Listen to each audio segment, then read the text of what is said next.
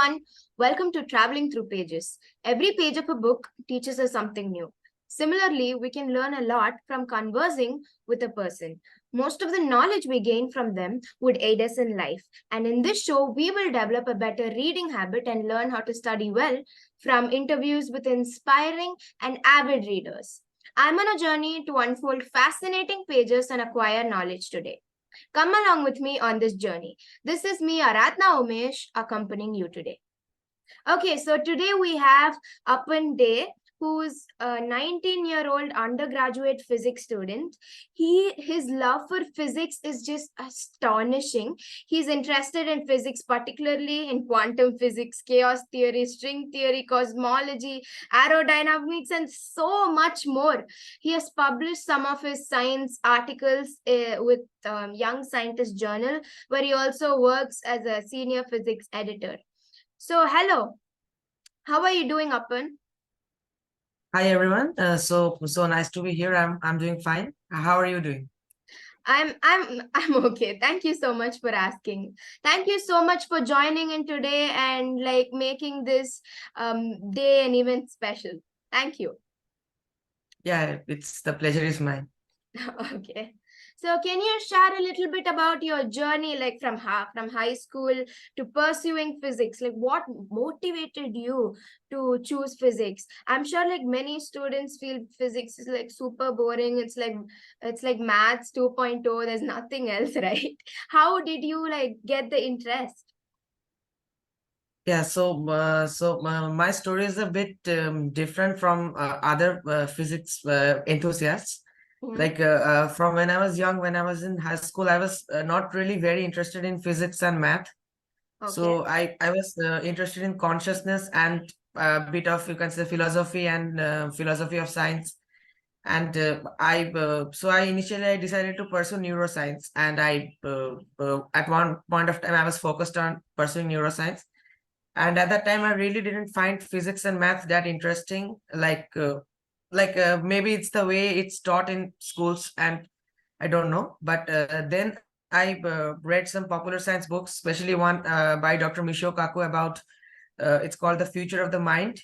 Okay. And but then I started to realize that maybe consciousness is not just something which can be studied from a biology perspective. And then I got interested in physics, and I started exploring the subject, reading a bit of popular science and a bit of learning on the internet. And then I slowly started developing an interest in physics, and this was mainly because I was exploring topics like you mentioned.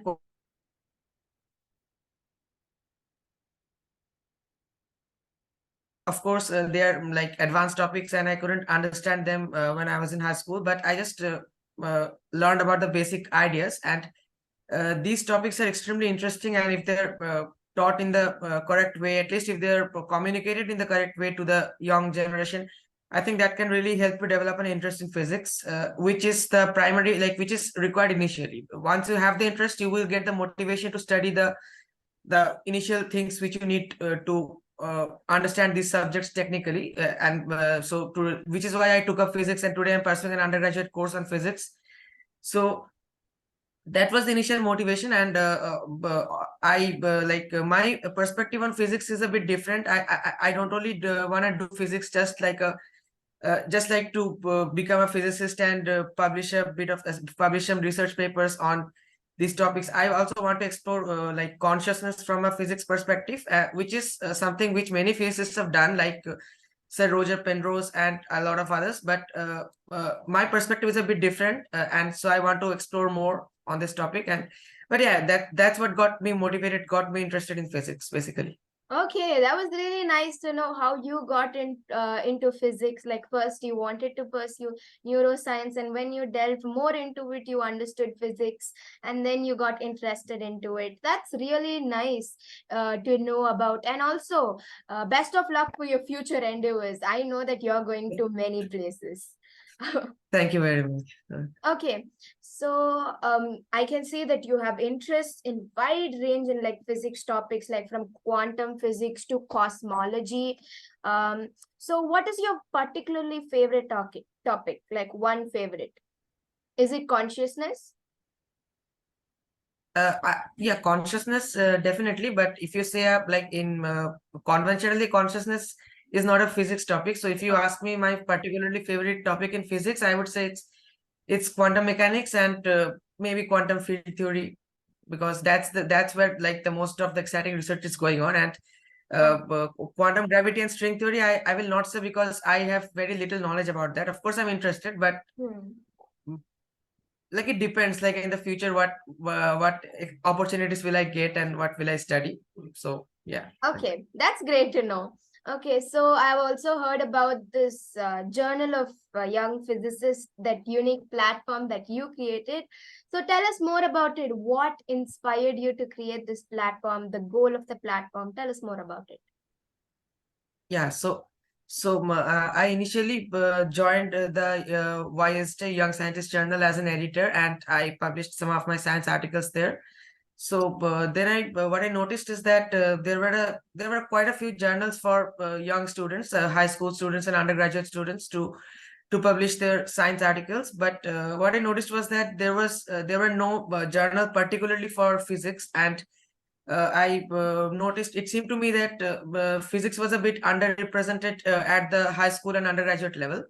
Hmm. So I decided to, like, I thought, why, like, could I open just a physics blogging site just for physics, and where I could like inspire, where I could like let any students, any high school or undergraduate student submit his or her research paper or review paper, or just a blog maybe, like any article on physics that he or she has written, and maybe we can just review it and publish it. So this will not only gives a scientific writing and publication experience to the students, this will also help in physics communication, and this will like that's I've always been interested in science communication, because I think apart from pursuing science as a pursuing science, I always believe that, especially in my country India, I think we should like communicate science, and uh, we should develop the interest of science and especially physics in the minds of the youngsters. So like by the way, today is Carl Sagan's birthday, and he's one of my favorite science communicators. Oh, that's great. So yeah, so and I was inspired by many, like Michio Kaku, Dr. Stephen Hawking, and many more. So that was the primary motivation behind founding the Journal of Young Physicists. And yeah, initially the response I received was really like very disheartening. It was we almost had 100% acceptance rate. Like we had to publish whatever we were getting. We had to beg people to submit articles, and initially if you see the website, most of the articles were contributed by me only. But today we have nearly 1000 LinkedIn followers, and today we have a huge number of submissions we're receiving, and we have a lot of monthly website visitors. And today I think it's really it has reached it has reached a point which is beyond my expectations. And we are getting really high quality of articles, like even research papers we're getting. Like initially we used to get only review papers and blogs, but so yeah, that was the primary goal of the JYP. And yeah, if you are interested, like if any young student is interested in writing a physics article, you need not be a physics enthusiast. You can be just a science enthusiast as well.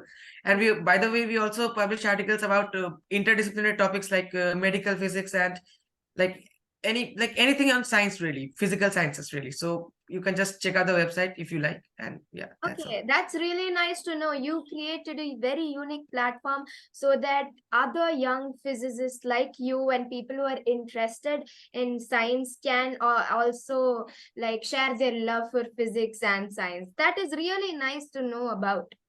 Okay, as a senior physics editor at the Young Scientist Journal, um, can you like share about your experience there, and can you also tell us an example of a very interesting article you have worked on, or something like that?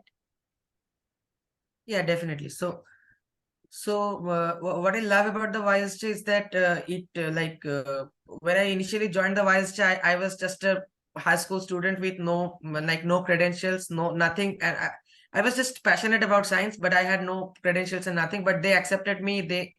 And that's what I love about YSJ. They give every young science enthusiast a chance. And once I joined the platform, I initially joined as an outreach member, but then I shifted to the editorial team, like initially as a junior editor, and then I was promoted to senior physics editor. So basically, like I got to edit a lot of review and research articles, and I also got to manage the junior editors. So yeah.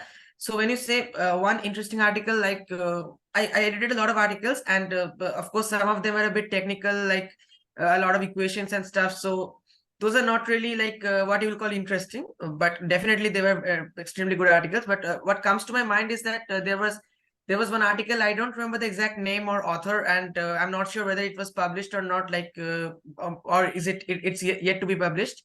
But it was about the existence of extraterrestrial intelligence. And I've read a lot of articles about it, but this article discusses it from a really unique perspective. And the main point of the article was that I've not read this anywhere else, and that's why I find this so interesting. It was that like most of the most of the planets in the universe, like there are a lot of star systems in the universe and a lot of Earth-like planets. But the thing is that their orbits are perturbed.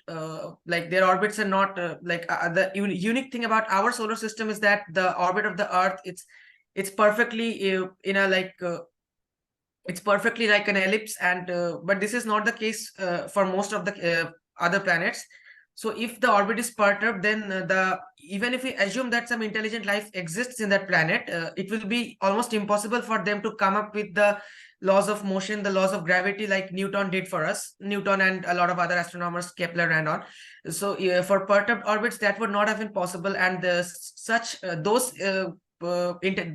intelligent life forms, they would not be able to develop this rocket science, which basically entirely depends on Newtonian mechanics, and they would not be able to develop explore space, and we would basically never hear from them. So one reason why we have not heard from any aliens or extraterrestrial life form could be this, which is a very logical but yet very unique reason. Like I've not read about it elsewhere. And yeah, the article also discusses Fermi's paradox and a lot of other things in a very interesting way. So I don't remember like all the points. Like I edited it a long time ago, but this is probably one of the best articles I edited in for YSJ up till now.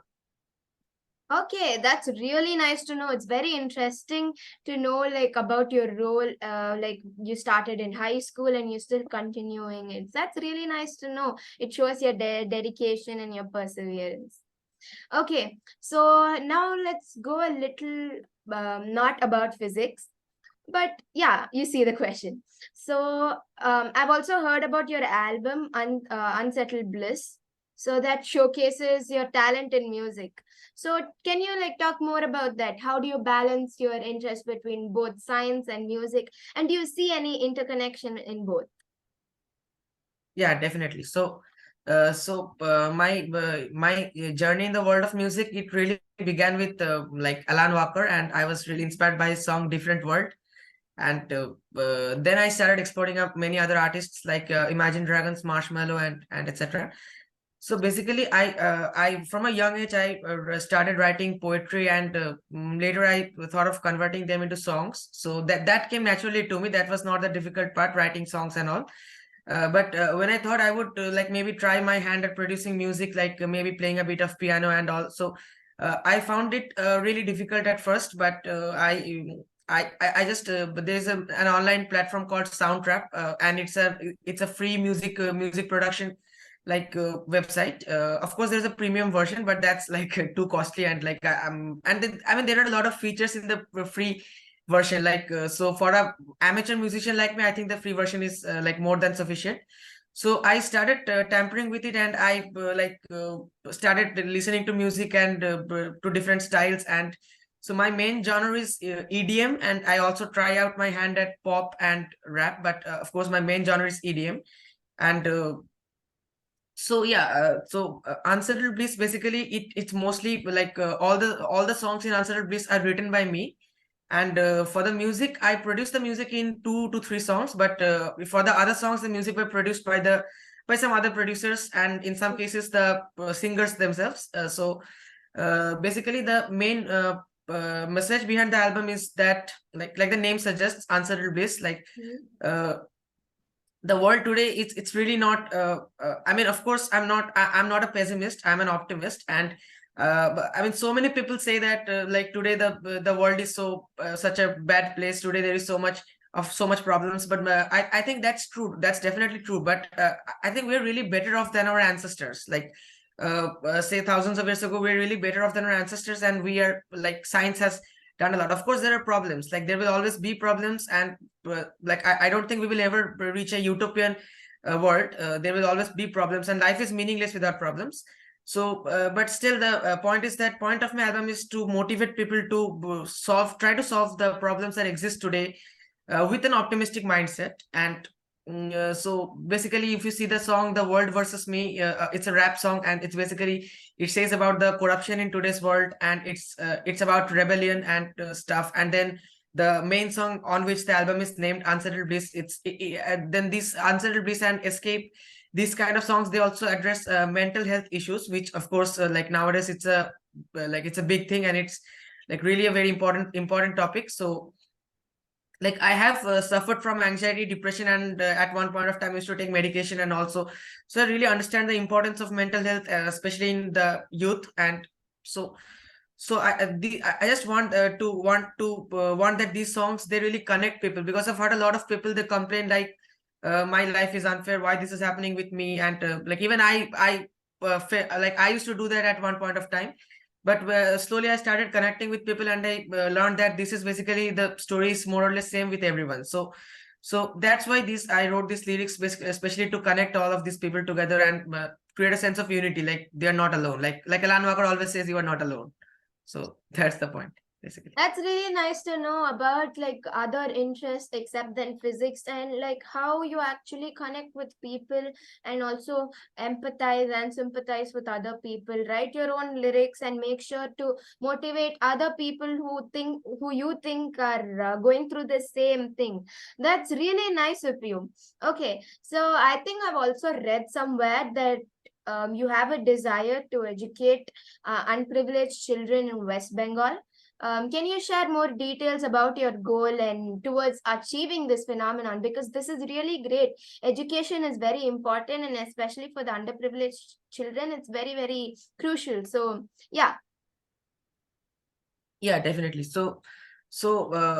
Initially I like, as part of my college social program, like NSS, National Service Scheme. So I we have to do some social service, and other than that also I really like I visited a village like 2 to 3 villages in West Bengal, and I like my own native place included, and I talked with the children there, and lot.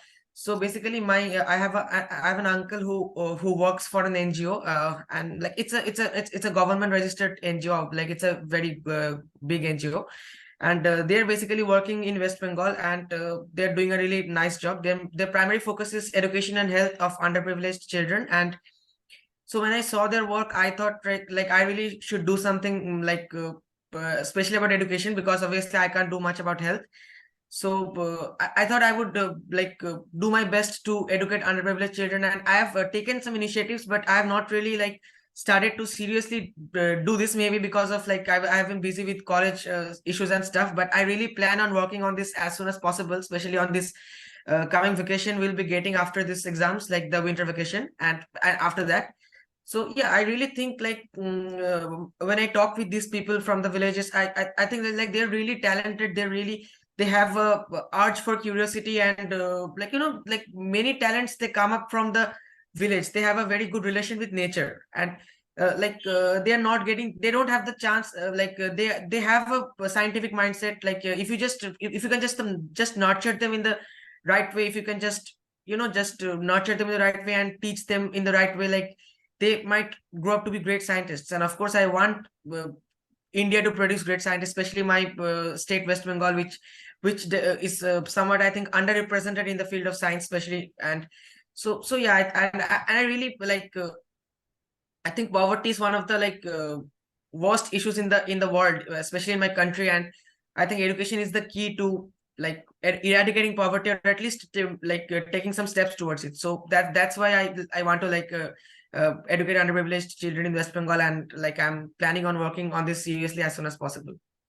Okay, that's really great of you and how you're considerate, and you also want the people in your state to also get educated. And I also work in the similar field. I try to educate like underprivileged children.